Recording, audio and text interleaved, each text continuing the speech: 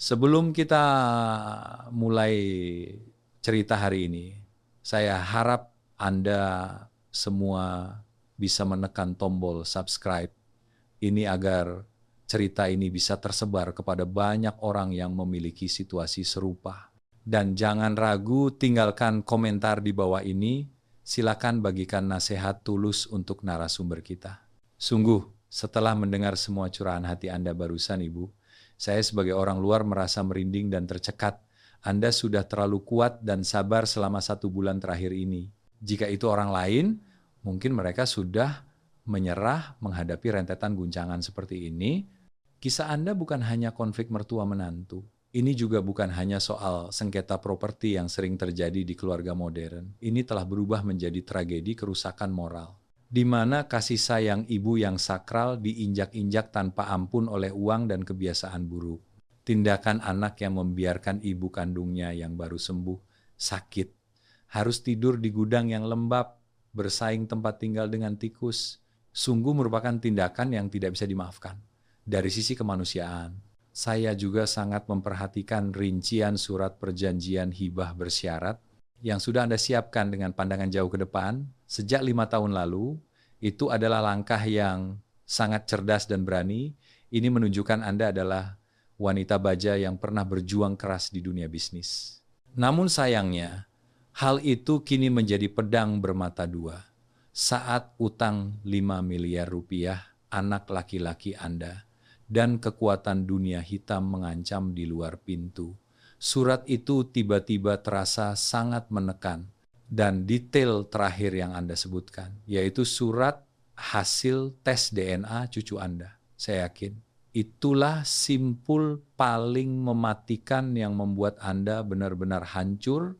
Kita sedang menghadapi kekacauan besar yang mengerikan. Ada risiko, ada bahaya mengancam jiwa, ditambah dengan rasa sakit batin yang teramat dalam. Tapi tenanglah Bu, hari ini Anda datang kepada saya, Anda datang ke orang yang tepat untuk melepaskan beban ini. Kita tidak akan membiarkan emosi mengalahkan nalar. Kita akan duduk bersama dan mengupas setiap lapisan masalah ini dengan tenang. Saya akan menganalisis secara cermat bersama Anda. Kita akan mencari titik lemah dari mereka yang mengancam Anda, dan kita akan merencanakan jalan keluar terbaik agar Anda bisa keluar dari gudang yang suram itu. Sekarang, tarik napas dalam-dalam, minum air, dan ceritakan kepada saya dari awal mula semua kejadian ini. Untuk bisa menemukan solusi atas kekacauan yang ada saat ini, kita perlu memutar waktu sedikit ke belakang. Kita harus memahami akar masalahnya dengan jelas. Anda baru saja menyebutkan bahwa Anda menjanda sejak usia 30 tahun. Anda membangun kekayaan dengan tangan sendiri. Itu adalah perjalanan yang tidak mudah sama sekali bagi seorang wanita. Saya ingin Anda menceritakan kepada saya dan para penonton tentang hari-hari itu, saat Anda mulai memainkan peran sebagai ayah dan ibu, bagaimana hidup Anda saat itu, dan motivasi apa yang membuat Anda dari seorang wanita biasa menjadi wanita baja di dunia bisnis. Seperti yang Anda sebutkan, dan yang lebih penting, bagaimana anak laki-laki tunggal Anda yang kini mendorong ibunya ke gudang, dulu diasuh dan disayangi oleh Anda. Tantowi Yahya mengingat cerita lama. Hati saya seperti disiram garam, rasanya sakit berdenyut-denyut karena penyesalan dan rasa bersalah. Saat itu saya baru berusia 30 tahun, usia yang orang bilang adalah masa paling indah. Suami saya tiba-tiba meninggal dunia setelah kecelakaan lalu lintas yang tragis. Langit seolah runtuh di bawah kaki saya. Saya memeluk Tu yang baru berusia 3 tahun. Saya menangis hingga air mata saya kering di depan peti mati suami. Keluarga suami melihat saya masih muda dan punya sedikit paras. Mereka takut saya akan menikah lagi, lalu membawa pergi cucu laki-laki kesayangan mereka. Mereka memberi tekanan. Bahkan ada yang berbisik bahwa nasib saya membawa sial, sehingga suami meninggal lebih awal. Saya menelan air mata. Saya bersumpah di depan almarhum suami. Saya akan tetap sendiri sepanjang hidup saya. Ini untuk membesarkan anak sampai ia dewasa.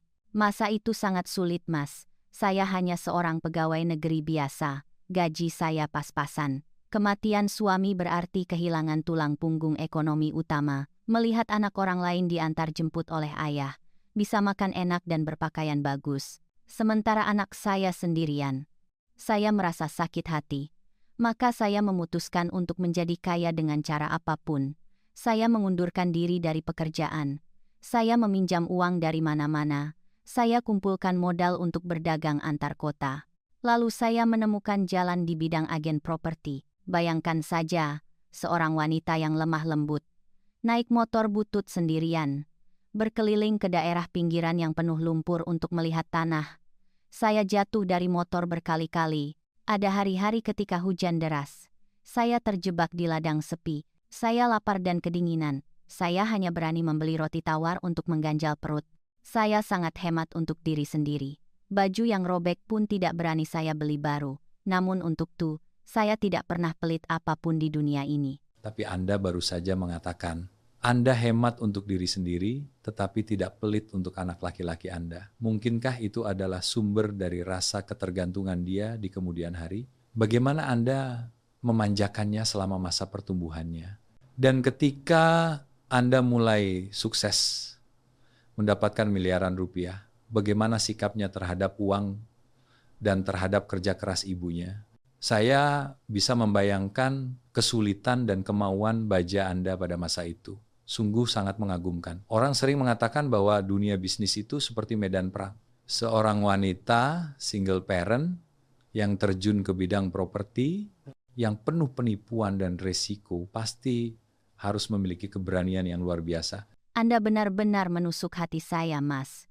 Mungkin kesalahan terbesar dalam hidup saya bukanlah tidak tahu cara mencari uang, tetapi tidak tahu cara mengajari anak membelanjakan uang. Karena dihantui oleh bayangan anak yatim. Takut anak saya merasa kekurangan. Takut kalah dari teman-temannya. Saya membangun tembok beludru untuk melindunginya terlalu ketat. Tu tumbuh besar dan tidak pernah harus mencuci piring atau menyapu rumah. Karena saya pikir tugasnya hanya belajar dan menikmati semua yang saya bawa pulang. Saat dia SMA, dia minta dibelikan motor mewah agar sama dengan teman-temannya. Saya pun menggigit bibir. Saya belikan dia motor paling mahal, padahal saat itu saya masih mengendarai motor bebek tua. Saat dia kuliah, saya memberinya uang saku, 3 atau 4 kali lipat dari mahasiswa biasa. Saya sewakan apartemen mewah agar dia tinggal sendiri, karena saya takut dia menderita di asrama. Saya selalu berpikir, saya berkorban seperti ini, maka anak saya akan mengerti dan menyayangi ibunya. Dia akan berusaha keras membalas budi. Saat saya berhasil besar dalam beberapa kasus tanah di pinggiran kota, kekayaan saya melonjak drastis. Saya memutuskan membangun villa seharga 15 miliar ini. Saat membangun rumah saya bermimpi tentang pemandangan. Ibu dan anak berkumpul. Nanti akan ada menantu dan cucu. Seluruh keluarga 3 generasi hidup bahagia bersama. Saat itu melihat ibunya menjadi kaya. Dia semakin bergantung. Setelah lulus kuliah, dia bekerja dimanapun. Hanya sebentar saja lalu berhenti. Dia mengeluh pekerjaannya berat dan gajinya kecil. Dia juga bilang bosnya galak. Dia bilang ibunya punya banyak uang. Ngapain dia bekerja dengan gaji kecil begini, bikin capek saja. Dia minta, ibu berikan saja modal untuk usaha. Saya pun menuruti kemauannya. Saya berikan uang padanya. Dia buka toko pakaian, lalu buka warung kopi. Tapi semuanya hanya bertahan beberapa bulan saja, lalu bangkrut, karena dia tidak mau susah mengurusnya. Dia serahkan semua ke karyawan lalu pergi bermain. Setiap kali dia gagal, saya hanya menghela napas. Saya pikir kegagalan adalah awal kesuksesan. Lalu saya suntikkan lagi uang padanya, agar dia bisa membangun hidupnya lagi. Saya telah menciptakan seorang anak laki-laki, tubuhnya besar, tetapi pikirannya seperti anak kecil yang tidak pernah dewasa. Dia benar-benar hidup parasit, hanya mengandalkan susu finansial dari ibunya. Saya terlalu buta. Saya percaya pada yang namanya kasih sayang ibu. Saya lupa bahwa memanjakan tanpa batas adalah racun yang membunuh karakter seseorang. Dan puncak dari kesalahan saya, benih bencana terbesar, adalah hari di mana dia membawa pulang menantu perempuan yang berharga itu. Mendengar cerita Anda, saya merasa marah sekaligus kasihan. Marah karena Anda terlalu lemah dalam mendidik anak, tapi kasihan karena kelemahan itu datang dari cinta tanpa batas seorang ibu.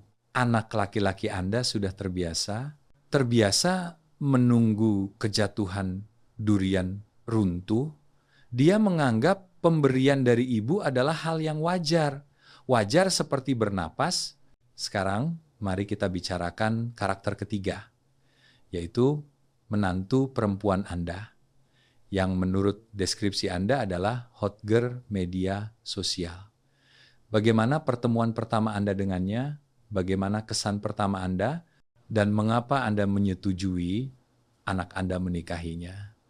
Seseorang yang tampaknya gaya hidupnya bertolak belakang dengan ketekunan Anda. Dan yang paling penting, mengapa Anda mengambil keputusan mengganti nama sertifikat tanah villa 15 miliar itu atas nama anak laki-laki Anda di hari pernikahan? Sebuah keputusan yang menurut saya terlalu berisiko. Dia memperkenalkan diri sebagai pembuat konten di media sosial. Penghasilannya sangat besar. Dia berbicara tentang ratusan juta, bahkan miliaran rupiah. Seolah itu ringan seperti bulu. Dia datang ke rumah saya untuk perkenalan. Dia tidak mau membantu saya di dapur. Dia tidak menyiangi sayuran atau mencuci piring. Dia hanya duduk menyilangkan kaki di sofa, sibuk dengan ponselnya. Sesekali dia merekam dan memotret villa itu, lalu tertawa cekikikan ketika Tu membawa pulang gadis itu. Sejak pandangan pertama saya sudah merasa tidak enak. Firasat seorang ibu mengatakan ada sesuatu yang tidak beres. Nama gadis itu Lan. Dia cantik, memang, berpakaian modis, bicara cepat dan lincah, tapi matanya selalu jelalatan. Tidak ada aura ketulusan atau aura keibuan sama sekali. Saya sebenarnya tidak suka, tapi Tu, anak saya, tergila-gila padanya. Dia bersikeras ingin menikahinya. Dia bahkan mengancam, jika saya tidak setuju, dia akan kabur dari rumah. Saat itu saya, sebagian karena menyayangi anak, sebagian lagi karena berpikir sederhana. Anak saya yang besarkan. Menantu saya yang ajari. Setelah dia tinggal di sini, pasti lambat laun bisa dibentuk. Lalu soal pernikahan, keluarga besan menuntut mas kawin yang sangat tinggi. Mereka juga berbisik-bisik, mengeluh keluarga saya sedikit orang. Mereka takut anak gadis mereka akan menderita, tidak terjamin masa depannya. Saya adalah orang yang punya harga diri sangat tinggi. Mendengar mereka berkata begitu, gairah harga diri saya langsung menyala-nyala. Saya ingin membuktikan kepada mereka, anak gadis mereka dinikahkan ke keluarga ini. Itu seperti tikus jatuh ke lumbung beras. Itu adalah berkah 3 turunan. Bukan menderita sama sekali. Selain itu, menantu perempuan saya membujuk saya dengan manis. Ibu, kami ingin bekerja keras, ingin orang tua istri menghormati Mas Tu, agar Mas Tu terlihat berwibawa di mata kerabat istri. Dia bilang jika rumah ini atas nama Tu, maka dia akan memiliki posisi yang berbeda. Dia akan lebih percaya diri saat bergaul di luar untuk berbisnis, dan lagi pula, nanti setelah ibu tiada, rumah ini pasti akan diberikan kepada dia. Mau diberikan kepada siapa lagi? Kata-kata manis itu. Ditambah kebiasaan saya yang suka membanggakan diri, membuyarkan akal sehat saya, sehingga saya membubuhkan tanda tangan. Tanda tangan hukuman mati untuk diri saya sendiri. Saya ingat betul hari besar itu, di depan para tamu dan kerabat kedua belah pihak. Saya dengan lantang mengumumkan, menyerahkan sertifikat tanah villa 15 miliar rupiah kepada anak laki-laki saya sebagai modalnya. Seluruh hadirin bertepuk tangan riuh. Saat itu saya mabuk dalam kebahagiaan. Saya menikmati kekaguman semua orang. Saya tidak menyangka, itu adalah saat di mana saya menyerahkan sendiri tali jerat, agar mereka mencekik saya. Saya lupa nasihat dari pengacara tua, teman akrab saya selama bertahun-tahun. Dia sudah memperingatkan saya, jangan pernah menyerahkan semua aset selagi kita masih hidup. Hati manusia adalah hal yang paling sulit ditebak, bahkan anak kandung sekalipun. Untungnya pada menit terakhir, Sebelum menyelesaikan prosedur penggantian nama, dia diam-diam meminta saya menandatangani surat perjanjian hibah bersyarat sebagai perlindungan diri. Saat itu saya tanda tangani, hanya untuk menyenangkan dia. Saya tidak pernah berpikir akan tiba hari di mana saya harus menggunakannya. Setelah pernikahan yang meriah itu, bagaimana kehidupan di villa 15 miliar itu berjalan? Berapa lama topeng bakti menantu dan janji anak Anda untuk bekerja keras itu bertahan? Sebelum kenyataan pahit terungkap, tolong ceritakan secara rinci bagaimana kekuasaan di rumah ini secara bertahap berpindah dari tangan Anda ke tangan menantu perempuan, dan bagaimana perubahan sikap mereka terjadi dari waktu ke waktu. Jadi, harga diri dan keinginan agar anak Anda terlihat hebat di depan orang lain telah membuat Anda melepaskan perisai pertahanan terakhir Anda. Namun Anda masih beruntung. Anda masih memiliki teman pengacara yang bijaksana, yang memaksa Anda memiliki jalan mundur. Meskipun saat itu Anda tidak menganggapnya penting. Topeng itu jatuh lebih cepat daripada orang membalik kerupuk, Mas. Hanya dalam waktu kurang dari 1 bulan setelah pernikahan. Bulan madu baru saja berakhir. Mereka menunjukkan wujud asli mereka. Mereka adalah orang yang sangat malas dan tidak bertanggung jawab. Menantu perempuan saya mulai menunjukkan sifat aslinya. Dia kecanduan media sosial. Sepanjang hari dia hanya tidur hingga larut siang baru bangun. Hal pertama yang dia lakukan setelah bangun bukan bertanya kabar ibu mertua, tetapi merias diri dengan mewah, lalu menyalakan kamera untuk live stream berjualan, atau merekam video menari-nari yang tidak pantas. Dia mengubah ruang tamu, dapur, bahkan taman yang saya rawat dengan susah payah, menjadi studio syutingnya. Dia meletakkan berbagai properti dan pakaian di mana-mana, berantakan tidak karuan. Jika saya tidak sengaja merapikan atau menggeser posisi vas bunga sedikit saja, dia akan berteriak histeris. Dia bilang saya merusak feng shui, saya menghilangkan interaksinya dengan penggemar. Di media sosial, dia membangun citra keluarga ideal. Dia sering menyeret saya ke dalam videonya, memaksa saya berperan sebagai ibu mertua yang galak, tetapi akhirnya diluluhkan oleh menantu. Kadang dia memaksa saya berakting, seolah saya diberi hadiah dan uang olehnya. Tapi setelah selesai merekam, dia langsung mengambilnya kembali. Dia bilang, ini hanya properti untuk akting, Bu. Mana ada uang untuk memberikan hadiah sungguhan. Penonton di media sosial memuji-muji dia. Mereka bilang dia menantu yang baik, istri yang berbakti, wanita modern, sukses di luar, pintar mengurus rumah, padahal kenyataannya di rumah. Piring bekas makannya sendiri, dia buang ke wastafel, menunggu saya yang mencuci. Sementara itu, anak laki-laki saya, setelah memegang sertifikat tanah, dia menganggap dirinya benar-benar menjadi tuan rumah ini. Dia langsung meninggalkan warung kopi yang sedang setengah jadi. Dia menyatakan akan tinggal di rumah. Dia akan mendukung istrinya membuat konten. Dia akan menjadi manajer istrinya. Kenyataannya, dia hanya tinggal di rumah. Dia menjadi benalu. Dia menjadi pesuruh istrinya. Apapun yang dikatakan istrinya, itu hukum. Dia tidak berani membantah sedikit pun. Uang pensiun bulanan saya.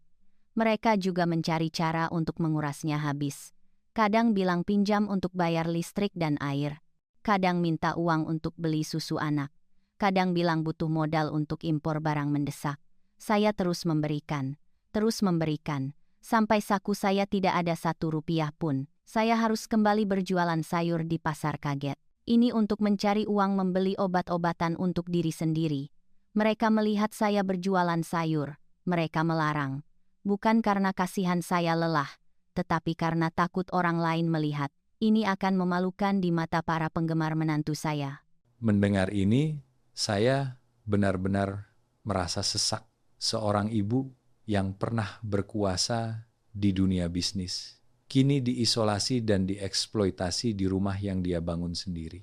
Kontras antara citra gemerlap di media sosial dan kenyataan buruk di rumah sungguh merupakan sebuah drama tragis yang pahit Menantu perempuan Anda hidup dalam ilusi. Anak laki-laki Anda lemah, sementara Anda secara bertahap menjadi pembantu gratis dan menjadi alat bagi menantu Anda untuk mencari perhatian dan uang. Lalu bagaimana dengan peristiwa sebulan lalu ketika Anda terkena stroke dan harus dirawat di rumah sakit? Apakah itu merupakan puncak kemarahan atau justru kesempatan bagi mereka untuk melakukan kudeta, akhirnya mengusir Anda dari posisi nyonya rumah? Bagaimana sikap mereka selama Anda di rumah sakit? Apakah ada yang menjaga dan merawat Anda? Atau Anda harus mengurus diri sendiri? Itu benar-benar kesempatan emas yang sudah mereka tunggu-tunggu sejak lama, Mas. Mereka melihat penyakit parah saya sebagai kesempatan langka. Hari itu saya sedang memasak, tiba-tiba saya merasa pusing, tangan dan kaki saya kesemutan. Lalu saya jatuh di lantai dapur. Untungnya saya sempat meraih. Saya berhasil menumpahkan panci sayur. Ini membuat suara keras. Tu berlari ke bawah. Dia melihat saya terbaring di sana. Tapi dia tidak segera memanggil ambulans. Hal pertama yang dia lakukan adalah menelepon istrinya untuk meminta pendapat. "Sayang, ibu pingsan. Sekarang harus bagaimana? Dibawa ke rumah sakit swasta atau rumah sakit umum?" Istrinya dari lantai atas berteriak. Dia bilang bawa ke rumah sakit umum saja, agar tidak terlalu mahal. Uangnya masih dibutuhkan untuk membeli stok barang Natal. Saya dirawat di rumah sakit selama 1 bulan. Saya merasa sendirian. Saya merasa sedih. Kesedihan yang tidak bisa digambarkan. Di sekitar ranjang rumah sakit, orang lain dikelilingi anak dan cucu. Mereka menyuapi bubur. Mereka memijat punggung. Sementara saya sendirian. Kadang tuh mampir. Hanya 15 menit, dia melempar kotak nasi bungkus. Lalu dia kembali sibuk bermain game di ponsel. Atau terburu-buru pulang. Karena dipanggil istrinya untuk membungkus barang, menantu perempuan saya sama sekali tidak menunjukkan batang hidungnya. Dia hanya mengirim pesan. Dia bilang, "Ibu sabar ya. Saya sibuk live mencari uang untuk membayar biaya rumah sakit ibu. Ibu jangan banyak menuntut." Tapi belakangan saya baru tahu, biaya rumah sakit itu saya bayar dengan kartu tabungan hari tua terakhir saya, yang saya berikan secara diam-diam kepada Tu. Mereka sama sekali tidak mengeluarkan uang sepeser pun. Dan hal yang paling menjijikkan adalah, saat saya sedang berjuang antara hidup dan mati di rumah sakit, di rumah mereka dengan gembira, menyewa tukang, mereka merenovasi dan merusak kamar tidur saya. Mereka menganggap saya sudah meninggal, atau kalaupun saya pulang, saya akan menjadi orang yang tidak berguna, sudah tidak memiliki nilai lagi. Sehingga mereka perlu membersihkan tempat tinggal saya, agar ada ruang yang lebih luas. Perasaan dianggap sebagai barang rongsokan, sebagai beban yang harus dibuang oleh anak kandung yang saya lahirkan sendiri. Itu lebih menyakitkan daripada kematian, Mas Tantowi. Saya terbaring di rumah sakit. Hati saya gelisah seperti terbakar api. Saya punya firasat buruk. Dan benar saja, hari saya pulang ke rumah adalah hari di mana saya menyadari saya telah kehilangan segalanya. Kehilangan rumah, kehilangan anak, dan kehilangan sedikit martabat terakhir saya sebagai manusia. Ari, kita kesampingkan sejenak analisis rasional. Kita kembali ke aliran emosi dari cerita pada hari itu. Tolong bawa saya dan para penonton kembali ke hari di mana Anda memegang surat keluar dari rumah sakit. Bagaimana suasana saat itu dan bagaimana perasaan seorang ibu? Setelah 1 bulan di rumah sakit, pulang ke rumah, silakan Bu, Anda bisa mulai. Hari itu adalah hari Jumat sore yang suram. Langit Jakarta abu-abu, hujan gerimis turun tipis-tipis. Sama seperti perasaan saya memegang surat keluar dari rumah sakit di tangan. Saya duduk di lobi. Saya menunggu selama 2 jam penuh. Tapi tidak ada bayangan mobil keluarga yang datang menjemput. Saya menelepon tuh anak saya. Saya menelepon belasan kali.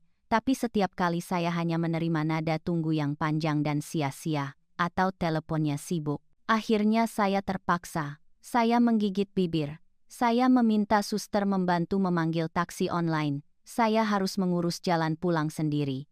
Pengemudi taksi adalah seorang pria parubaya, seumuran dengan saya. Dia melihat saya duduk di kursi roda, membawa tas besar dan kecil.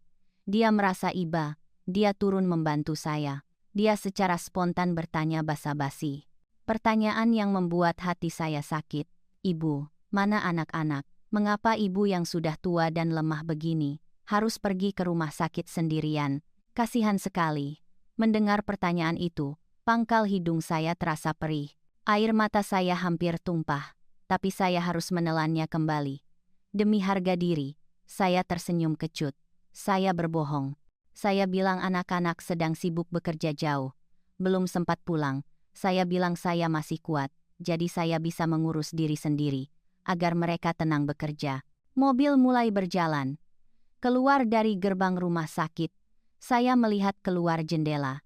Saya melihat keluarga lain saling membantu pulang. Tawa riang mereka terdengar, sementara hati saya terasa teremas karena merasa sendirian. Sepanjang perjalanan 30 kilometer, dari rumah sakit menuju villa di tepi Danau Toba, saya tidak bisa berkata-kata. Saya hanya diam-diam melihat tetesan air hujan yang meluncur di kaca mobil. Dalam pikiran saya saat itu, masih ada secercah harapan, sebuah ilusi terakhir seorang ibu. Saya menenangkan diri, mungkin anak saya terlalu sibuk, atau mungkin mereka sedang menyiapkan hidangan mewah di rumah untuk memberi kejutan menyambut ibu pulang. Mobil berhenti di depan gerbang villa yang megah. Gerbang tembaga berlapis emas, yang dulu saya habiskan ratusan juta untuk membuatnya, sekarang terlihat begitu asing dan dingin. Saya harus menelepon sampai 3 kali. Baru tuh dengan malas-malasan keluar membuka gerbang. Dia masih mengenakan piyama yang kusut. Padahal saat itu sudah pukul 3 sore. Dia melihat ibunya duduk di taksi. Dia tidak menunjukkan sedikit pun kegembiraan atau kekhawatiran. Wajahnya datar seperti batu. Matanya sayu karena kurang tidur. Dia bahkan tidak repot-repot lari. Dia tidak membantu saya turun dari mobil. Dia berdiri bersandar di tiang gerbang. Dia bertanya dengan nada tinggi. Kenapa ibu pulang tidak memberitahu, supaya saya bisa buka pintu? Kenapa telepon berkali-kali begitu? Pengemudi taksi melihat sikapnya. Dia menggelengkan kepala. Dia diam-diam membantu saya mengeluarkan kursi roda dari bagasi. Dia membantu saya duduk. Baru setelah itu dia menatap anak saya dengan tatapan meremehkan. Saya buru-buru menyelinapkan sedikit uang tip. Saya berterima kasih kepada pengemudi itu. Ini juga agar dia cepat pergi. Saya merasa malu dengan pemandangan. Anak yang memperlakukan ibunya seperti ini, tuh mendorong saya ke halaman. Roda kursi roda berderit di atas lantai batu. Suara kering itu bergema di tengah keheningan taman. Saya perhatikan beberapa pot tanaman hias mahal, yang dulu saya rawat dengan hati-hati, kini layu, gulma tumbuh subur, menutupi jalan setapak. Rupanya selama 1 bulan saya tidak di rumah. Tidak ada tangan yang merawat jiwa dari rumah ini. Semuanya menjadi tandus dan berantakan. Begitu melewati pintu utama, masuk ke ruang tamu, suara bising dan melengking langsung menusuk telinga saya. Suara itu mengalahkan suara hujan di luar. Itu adalah suara musik remix yang berdentum-dentum, berasal dari speaker besar. Ditambah dengan suara tawa nyaring menantu perempuan saya. Ruang tamu seluas 60 meter persegi, yang dulunya selalu saya jaga bersih, kini berubah menjadi gudang yang berantakan. Tidak ada jalan keluar. Pakaian, gaun, sepatu, dibuang sembarangan di sofa, di meja kopi, bahkan digantung di atas patung feng shui mahal yang saya koleksi. Kardus-kardus berisi barang dagangan, ditumpuk tinggi sekali, memblokir jalan. Di tengah kekacauan itu, menantu perempuan saya yang berharga, sedang berdiri di depan lampu live stream bulat yang terang benderang. Dia memakai riasan mencolok, seolah mau tampil di panggung. Dia memegang kotak teh pelangsing di tangannya. Mulutnya dengan cepat berbicara ke ponsel. Sayang-sayangku, buruan check out sebelum habis. Ini rahasia punya pinggang ramping dan tubuh indah seperti saya. Dia asik berakting, asik mencari uang. Sampai dia tidak repot-repot melirik. Ibu mertua yang baru saja pulang dari jurang kematian sedang duduk tepat di belakangnya. Saya berdeham pelan untuk memberitahu, tetapi musiknya terlalu keras. Dia tidak mendengar, atau mungkin dia sengaja tidak mau mendengar. Melihat itu, dia juga tidak berani menegur istrinya. Dia diam-diam mendorong saya. Dia melewati studio darurat itu. Dia menuju ke kamar tidur saya di lantai 1. Jantung saya mulai berdetak lebih cepat. Perasaan gelisah, perasaan akan kehilangan, menyelinap ke dalam pikiran saya. Saat saya melihat pintu kamar saya tertutup sedikit. Biasanya ketika saya pergi, saya selalu mengunci pintu dengan hati-hati. Saya menyimpan kunci sendiri. Tidak ada yang diizinkan masuk kamar saya tanpa izin. Tapi hari ini kunci sudah diganti. Dan dari celah pintu terpancar cahaya putih yang menyilaukan mata. Sangat berbeda dari lampu kuning hangat yang biasa saya gunakan. Saya dengan gemetar bertanya kepada anak saya, "Kenapa pintu kamar ibu terbuka begitu? Siapa yang masuk kamar ibu? Melakukan apa?" Tidak menjawab segera. Dia ragu-ragu sejenak, lalu menghindari tatapan saya. Dia bergumam pelan, "Ibu masuk saja, nanti ibu tahu." Dia mendorong kursi roda dengan kuat. Pintu kayu jati yang berat terbuka lebar. Pemandangan di dalamnya membuat saya terkejut.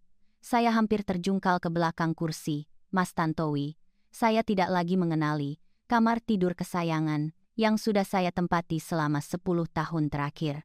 Tempat tidur kayu gaharo, berukir naga dan burung phoenix, yang harganya ratusan juta rupiah, telah lenyap tanpa jejak. Sebagai gantinya, ada rak-rak gantung pakaian dari stainless steel murah, berjejer di sepanjang 4 dinding, menggantung gaun-gaun mencolok dan terbuka. Meja rias berlapis mutiara, pemberian kenang-kenangan dari suami saya, juga tidak ada di sana. Tempat itu sekarang adalah meja panjang, diisi dengan kosmetik, cermin lampu LED, dan segala macam kabel yang ruwet. Lantai kayu mahal tergores parah, karena kaki kamera, kaki lampu, berserakan penuh busa, serta lakban pembungkus barang. Aroma dupa yang hangat dan akrab dari kamar itu telah digantikan oleh bau parfum murah yang menyengat, bau plastik baru, dan bau asam keringat yang menjijikkan. Saya mengucek mata beberapa kali. Saya bertanya pada diri sendiri, apakah saya salah masuk kamar lain, atau apakah saya sedang bermimpi buruk? Tapi tidak.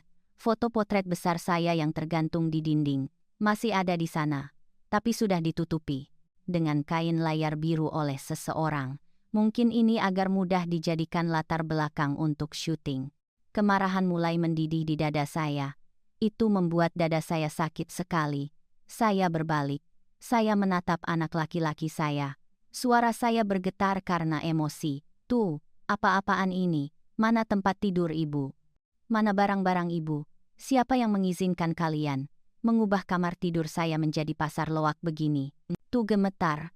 Dia terkejut oleh kemarahan saya. Dia tergagap. Dia mencoba menjelaskan. Tiba-tiba musik di ruang tamu mati. Menantu perempuan saya masuk dari luar. Dia masih memegang ponselnya yang sedang live, tapi dia dengan cerdik memutar kamera ke arah lain, agar gambar saya tidak masuk ke dalam bingkai. Dia menatap saya dengan tatapan dingin. Tidak ada sedikit pun rasa bersalah atau takut. Lalu dia dengan santai berbicara, dengan nada tinggi. Ibu baru pulang ya? Saya sedang di tengah sesi live 1000 pesanan. Ibu bicara pelan-pelan saja, nanti penonton saya dengar, mereka akan menilai buruk. Saya menatap langsung ke wajahnya, tangan saya gemetar. Saya menunjuk ke tumpukan pakaian yang berantakan. Saya tanya, "Kamu, mana barang-barang saya? Kenapa kamu berani membersihkan kamar saya tanpa izin saya?" Dia menyeringai sinis, dia membelai rambutnya yang keriting, lalu menjawab dengan cuek, "Ibu, zaman sekarang tanah itu sangat berharga. Ibu di rumah sakit sebulan penuh. Kamar seluas 50 meter persegi ini dibiarkan kosong. Itu sangat mubazir. Saya lihat ibu sudah tua, kebutuhan tempat tinggal ibu juga tidak banyak. Sementara saya dan Mas sedang butuh ruang untuk memperluas bisnis, mencari uang untuk menghidupi seluruh rumah ini. Makanya saya berdiskusi dengan Mas sekalian dibersihkan, dimanfaatkan sebagai gudang barang dan ruang live saja. Agar pekerjaan lebih mudah, ibu juga ingin anak-anak sukses berbisnis. Punya uang untuk merawat ibu kan? Betul tidak, Bu?" Kata-katanya lancar, terdengar masuk akal, tapi sebenarnya itu adalah pembenaran yang kurang ajar. Pada akhirnya, dia meremehkan saya. Seperti anak kecil yang bodoh. Saya tercekat, tenggorokan saya terasa pahit. Saya tidak menyangka dia bisa mengucapkan kata-kata tidak bermoral seperti itu, tepat setelah saya baru sembuh dari sakit. Saya berusaha untuk tetap tenang. Saya menarik napas dalam-dalam, agar tekanan darah saya tidak naik. Lalu saya bertanya dengan nada menekan, "Baik, kalian hebat sekali. Sekarang kalian berencana membuat saya tinggal di mana? Rumah ini adalah keringat dan air mata saya. Sekarang saya pulang ke rumah sendiri, tapi tidak ada tempat untuk merebahkan diri. Atau kalian mau mengusir saya ke jalanan?" Menantu perempuan saya mendengar itu. Dia tertawa terbahak-bahak. Tawa pahit itu terdengar seperti logam yang menggores gendang telinga saya. Dia melambaikan tangan. Dia memberi isyarat kepada Tu, lalu dia menunjuk jari dengan kuku dicat merah ke arah pintu belakang dapur, area yang menuju ke tempat jemuran, dan kandang anjing yang sudah usang. Ibu bicara aneh sekali. Saya tidak durhaka sampai hati mengusir ibu ke jalanan. Saya sudah menyiapkan tempat tinggal baru untuk ibu. Sangat masuk akal. Ibu lihat saja ke belakang dapur. Saya sudah minta tukang membersihkan gudang penyimpanan barang lama itu. Bahkan sudah dipasang tempat tidur single yang bagus untuk ibu. Ibu tinggal di sana akan tenang. Tidak bising oleh suara musik, letaknya juga dekat kamar mandi. Mudah untuk orang tua bolak-balik di malam hari. Sangat sempurna bukan? Saya terdiam kaku. Kedua tangan saya mencengkeram erat, pegangan kursi roda, sampai buku-buku jari saya memutih. Karena saya menggunakan terlalu banyak tenaga. Gudang itu adalah kamar septic tank kecil. Lebarnya tidak sampai 10 meter persegi, atapnya terbuat dari seng rendah. Di musim panas, panasnya seperti oven. Di musim dingin, angin masuk hingga menusuk tulang. Dulu itu adalah tempat saya menyimpan cangkul, sekop, dan pupuk untuk tanaman hias. Saya sudah membiarkannya kosong. Selama 5 tahun terakhir, tempat itu hanya menjadi tempat sampah.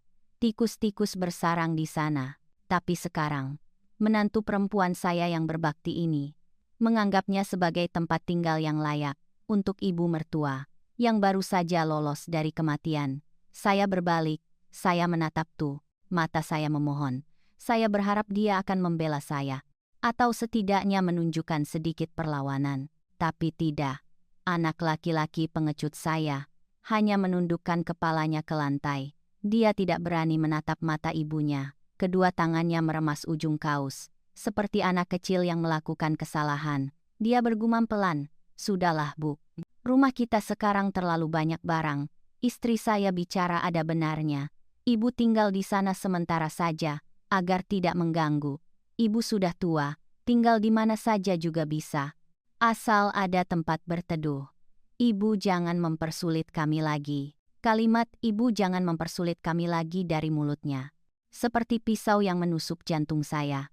Rasanya lebih menyakitkan daripada ribuan jarum suntik di rumah sakit. Ternyata di matanya, keberadaan saya, kebutuhan saya untuk hidup layak, adalah mempersulit, adalah beban, menghalangi jalan mereka untuk menjadi kaya. Saya tertawa, tawa yang getir dan penuh air mata. Saya mengangguk-angguk cepat. Bagus. Anak laki-laki saya yang baik, menantu perempuan saya yang berbakti. Saya memberi isyarat kepada Tu untuk mendorong saya ke gudang itu. Saya ingin melihat surga itu dengan mata kepala sendiri. Surga yang mereka siapkan untuk saya. Seperti apa bentuknya? Menantu perempuan saya melihat saya tidak membuat keributan lagi. Dia terlihat puas. Dia kembali ke ponselnya. Dia melanjutkan tawa dan bicaranya. "Maaf ya teman-teman semua. Nenek baru pulang. Agak pikun sedikit. Kita lanjut check out lagi ya." Dia menganggap penderitaan saya dan martabat saya hanya sebagai kepikunan sesaat. Tidak layak mendapat perhatian. Sebanyak pesanan online-nya. Tu mendorong saya melewati dapur. Bau minyak goreng yang menyengat. Sampai di pintu belakang. Gelombang udara lembab langsung menusuk hidung. Itu membuat saya batuk-batuk. Di depan mata saya, ada kamar gudang bobrok. Pintu kayu yang sudah lapuk, diperbarui seadanya, dengan lapisan cat biru yang tidak rata. Di dalamnya, memang ada tempat tidur single yang diletakkan menempel ke dinding. Tapi itu adalah tempat tidur besi berkarat yang sudah ingin saya buang sejak lama sekali. Di atas tempat tidur, terhampar tikar bambu tua yang talinya sudah putus di beberapa tempat dan selimut tipis. Jenis selimut amal yang paling murah. Tidak ada lemari pakaian, tidak ada meja dan kursi. Pakaian saya, mereka masukkan ke dalam kantong plastik hitam. Dibuang begitu saja di sudut ruangan, seperti kantong sampah. Di langit-langit, sarang laba-laba menutupi semuanya. Saya bahkan mendengar dengan jelas suara tikus berlarian di atas plafon plastik yang reyot, yang hampir roboh. Hanya ada satu lampu pijar kuning, tergantung di tengah ruangan, memancarkan cahaya redup, cahaya yang menakutkan, membentuk bayangan saya, dan kursi roda di dinding, menjadi bentuk yang aneh. Inikah tempat saya harus menghabiskan sisa hidup saya? Inikah hadiah untuk 30 tahun, pengorbanan masa muda, untuk 15 miliar rupiah, yang saya tuangkan ke rumah ini? Mendengar Anda menceritakan saat kursi roda didorong ke gudang yang lembab itu, saya benar-benar merasa tercekat. Seorang wanita yang telah menghabiskan seluruh hidupnya untuk membangun rumah tangga, pada akhirnya diusir, dianggap sebagai orang asing. Di rumah yang dibangun oleh anak kandungnya sendiri. Malam itu pasti malam yang panjang. Malam yang paling mengerikan dalam 60 tahun hidup Anda. Bagaimana Anda menghabiskan malam pertama di penjara itu dan apa yang terjadi dalam pikiran Anda? Di antara 4 dinding yang lembab itu, apakah ada saat-saat di mana Anda ingin menyerah saja atau justru kekejaman itu membangkitkan naluri bertahan hidup yang kuat dari wanita baja di masa lalu? Malam itu, kegelapan menyelimuti kamar gudang yang sempit. Tidak ada celah sedikit pun agar cahaya bulan bisa masuk. Saya berbaring meringkuk di atas tempat tidur besi yang dingin. Selimut tipis itu tidak cukup untuk melindungi saya dari rasa dingin yang menyelinap ke setiap serat daging. Suara tikus berlarian, suara rayap menggerogoti kayu, bau apek dan lembab menusuk hidung, membuat saya tidak bisa tidur. Meskipun tubuh saya sudah sangat lelah, di luar sana, hanya terpisah oleh satu dinding, adalah ruang tamu yang hangat, tempat anak laki-laki dan menantu perempuan saya masih tertawa terbahak-bahak. Mereka menyalakan musik, mereka makan dan minum dengan meriah. Mereka merayakan kebebasan, merayakan bahwa mereka telah menyingkirkan beban, yaitu saya, dari ruang hidup mereka yang mewah.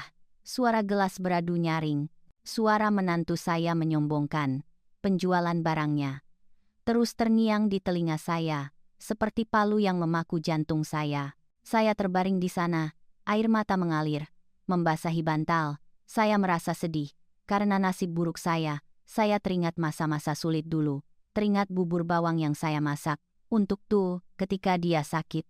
Teringat malam-malam tanpa tidur, saya mengipasinya agar bisa tidur saat listrik padam.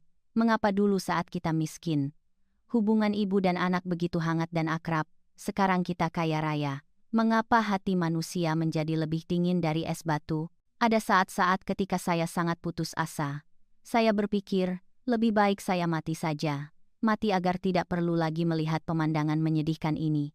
Saya menatap ke balok langit-langit. Pikiran gila terlintas di kepala saya. Mencari tali.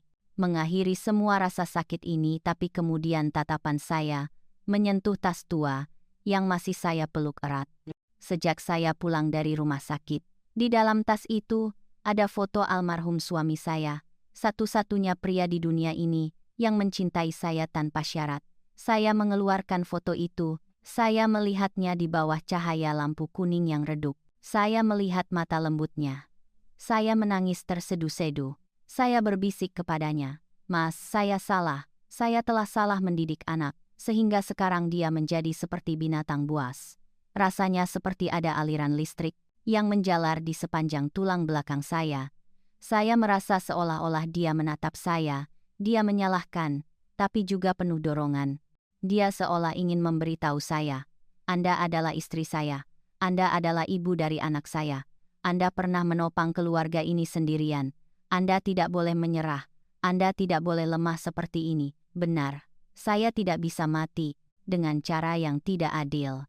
Di sudut kotor ini, hanya agar mereka bersenang-senang, menikmati hasil dari darah dan keringat saya. Rasanya seperti ada aliran listrik yang menjalar di sepanjang tulang belakang saya. Saya merasa seolah-olah dia menatap saya. Dia menyalahkan, tapi juga penuh dorongan. Dia seolah ingin memberitahu saya, Anda adalah istri saya. Anda adalah ibu dari anak saya. Anda pernah menopang keluarga ini sendirian. Anda tidak boleh menyerah. Anda tidak boleh lemah seperti ini. Benar, saya tidak bisa mati dengan cara yang tidak adil di sudut kotor ini, hanya agar mereka bersenang-senang, menikmati hasil dari darah dan keringat saya, sisi lemah saya, sisi emosional dari seorang ibu tua. Tiba-tiba menghilang, memberi jalan bagi kekejaman yang dingin. Kekuatan wanita pengusaha tanah di masa lalu bangkit kembali. Saya mengeringkan air mata. Saya duduk tegak. Mata saya di dalam kegelapan, menyala dengan api kemarahan dan tekad untuk membalas dendam. Saya berkata pada diri sendiri, baik, kalian sudah menganggap saya orang asing. Mulai sekarang, saya akan memperlakukan kalian seperti rekan bisnis, adil dan kejam. Saya tidak tidur lagi. Saya duduk di sana. Saya merencanakan setiap langkah. Untuk hari esok, saya menyusun kembali semua kartu yang saya pegang.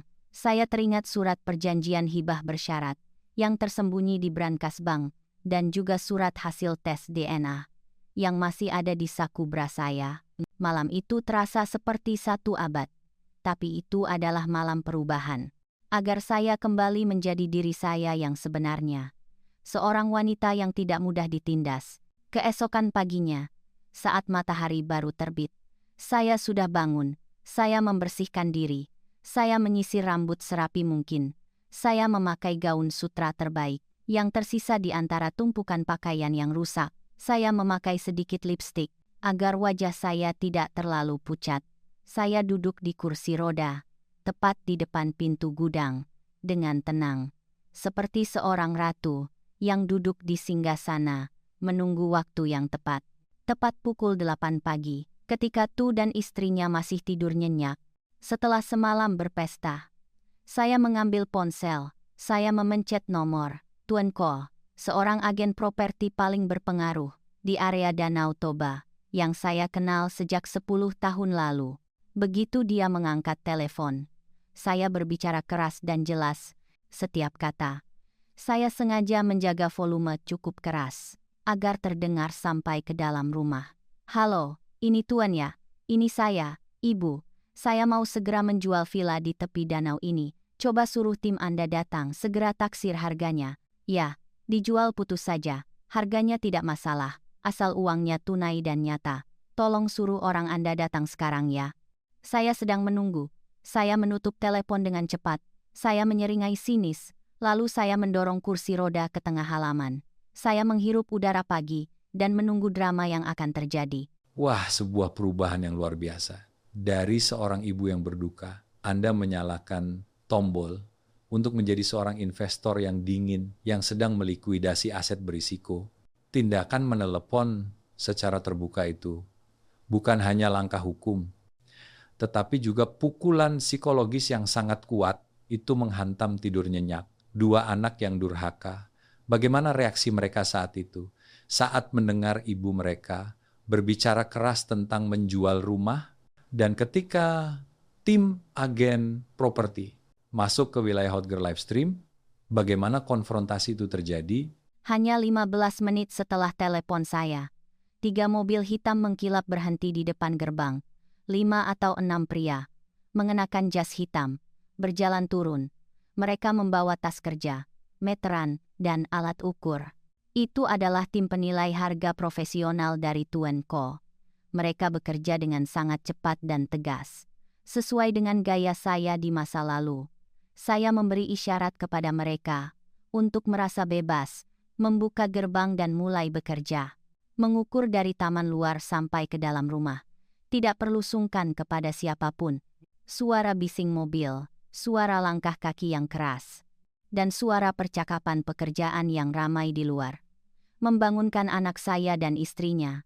pintu utama terbuka. Tu dengan mata setengah terpejam, rambut acak-acakan, bergegas keluar, diikuti oleh istrinya, yang hanya mengenakan gaun tidur tipis.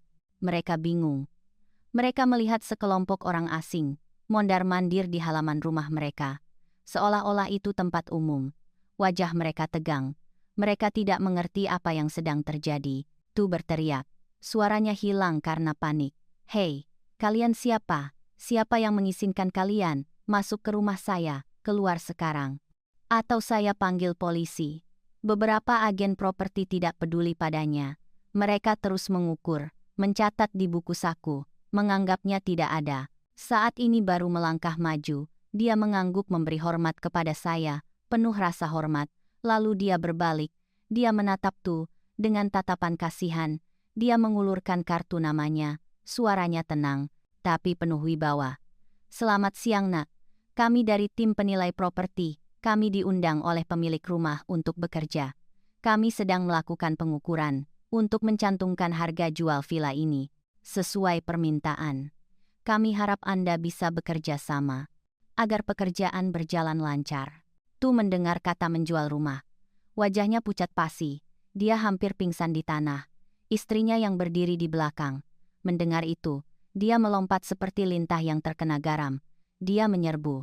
Dia menepis tangan Tuan. Dia berteriak dengan suara melengking, yang biasa dia gunakan. "Jual apa? Kalian sudah gila ya? Rumah ini rumah saya dan suami saya. Sertifikat tanah atas nama suami saya, jelas-jelas ada. Nenek tua itu sudah pikun. Dia asal telepon saja. Kalian juga percaya? Keluar sekarang dari rumah saya." Dia sambil memaki, dia berbalik. Dia menatap saya dengan tatapan membara. Jika tatapan itu adalah pisau, pasti saya sudah dicincang menjadi ratusan keping.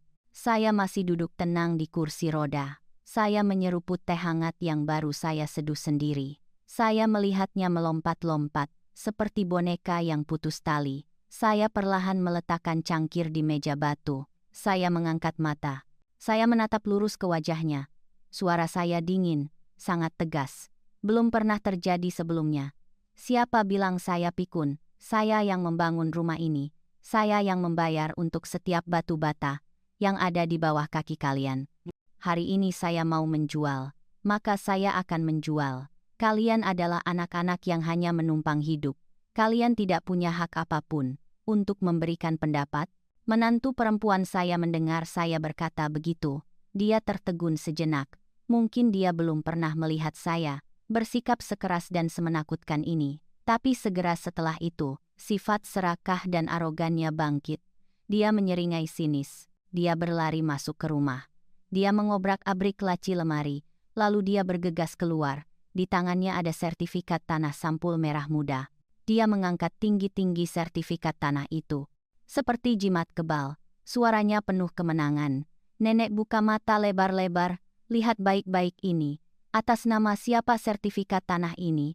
Atas nama Nguyen Van Tu, suami saya ya. Hukum mengakui pemiliknya adalah Tu."